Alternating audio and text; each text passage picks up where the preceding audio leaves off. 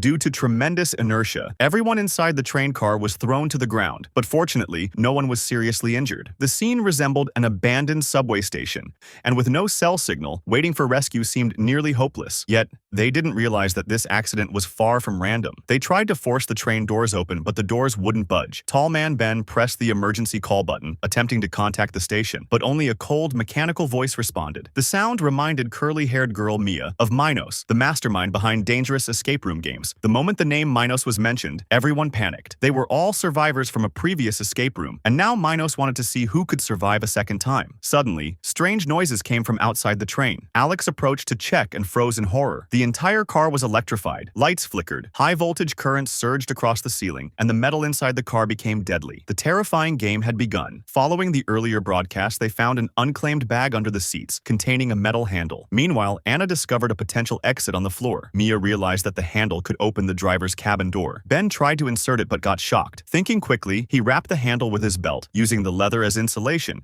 and successfully opened the cabin door. Inside the driver's compartment, they found an old coin slot marked with the number 9. They immediately understood. They needed 9 coins to open the exit. Zoe noticed that some letters were missing from the car's advertisements, corresponding to 26 metal handles. Pulling the correct handles could yield coins, but all handles were electrified, posing a deadly risk. Fortunately, Anna discovered the bag's rubber lining provided insulation. She cut it open and distributed it, allowing them to safely pull the handles. Zoe retrieved the first coin, followed by the others. Each time a handle was removed, the current in the car intensified, making the process increasingly dangerous. When only 3 coins remained, Ben found a clue on the wiring diagram, but hadn't spoken when an accident occurred. Despite Sarah immediately cushioning him, Ben lost his life. With the subway map destroyed, the last 3 letters clues were gone. In this critical moment, calm Zoe used a posted notice to find the solution. All 3 remaining coins were obtained, and Mia, crawling on the floor, inserted them at the last moment. The exit opened, and everyone entered an elevator, descending to a deeper level. When the doors opened,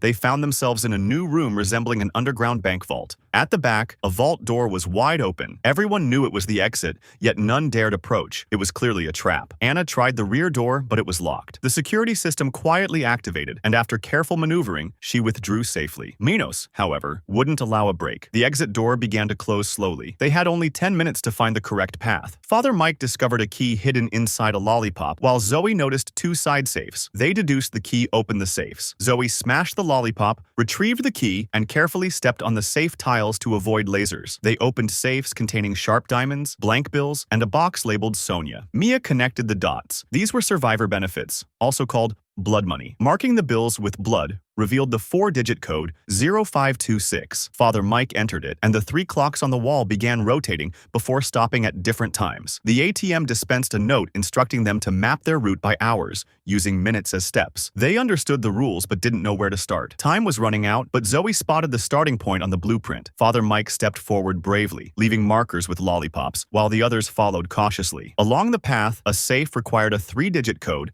and tile clues appeared. Rio's attempts to find files yielded nothing, but Father Mike persisted and found a metal bottle with a transparent overlay showing the route. Following Zoe's guidance, they safely progressed. When everyone reached the safe point, 10 minutes had elapsed and countless lasers covered the area. Zoe sprinted desperately, barely making it into a cave at the last second. Mia angrily woke Father Mike, scolding him for nearly getting Zoe killed. Just as they caught their breath, the cave began collapsing. They barely escaped again, arriving at a new room, a 365-degree panoramic beach. Anna found a camera. Pressing the shutter triggered a flash and altered the room's lighting. The back of the photo mentioned an anchor, hinting at the exit. Zoe spotted a fridge inside a wooden cabin through glass. Suspecting it as the exit, Sarah discovered a slot for the anchor on the door, confirming it as the key. Using a metal detector, they located the anchor buried in sand. While retrieving it, the rope snapped and the anchor sank into quicksand. Mia saved the curly-haired girl in time, but Sarah was trapped halfway. Father Mike bravely descended alone to rescue her,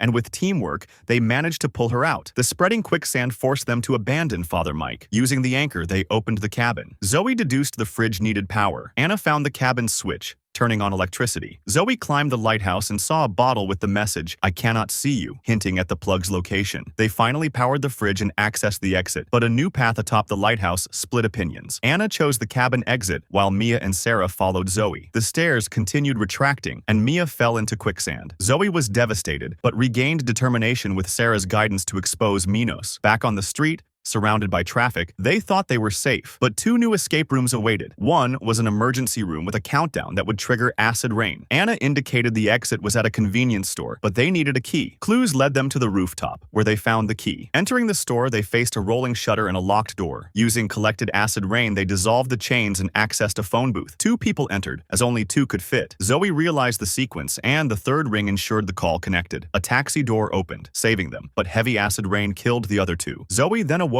in an unfamiliar room with Claire, the mastermind behind the deadly escape rooms. Claire explained that her father was the true villain, forcing her to design rooms to satisfy his twisted desires. Claire asked Zoe to solve puzzles in her father's study to save the curly-haired girl. After several attempts, Zoe succeeded, freeing Claire, who was injured by gunfire. Her father appeared but was restrained. Using computer access, they rescued the curly-haired girl. Finally, the curly-haired girl was safe, but the real escape game had only just ended. Claire confronted her father, condemning him for stealing everything. A prodigy with a twisted nature, she had once trapped her mother in a sauna-themed escape room. Now, the genius villain had returned to the world, unstoppable.